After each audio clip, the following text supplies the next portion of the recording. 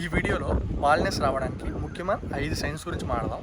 First one ఏంటంటే exclusive hair shedding. ఇందులో ఏంటంటే ఒక్కసారిగా నీకు 100 అలా హెయిర్స్ రాలిపోవడం డే మొత్తానికి, ఇలా ఒకసారి లాగానే 10 అలా చేతికి వచ్చేయడం హెయిర్, ఇదేంటంటే హెయిర్ ఫాల్ అంటారు.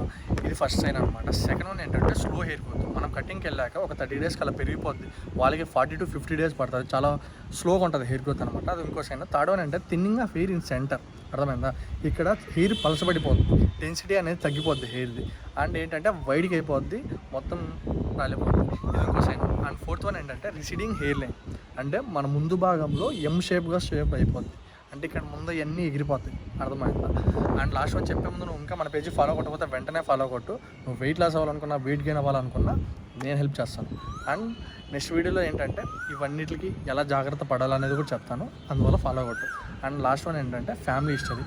మీ మమ్మీ గారి సైడ్ అయినా, డాడీ గారి సైడ్ అయినా ఎవరికైనా ఉంటే మాత్రం ఆ జీన్స్ మీకు వచ్చే అవకాశం చాలా ఎక్కువ, అండ్ మీకు కూడా అలా వచ్చే అవకాశాలు చాలా ఎక్కువ.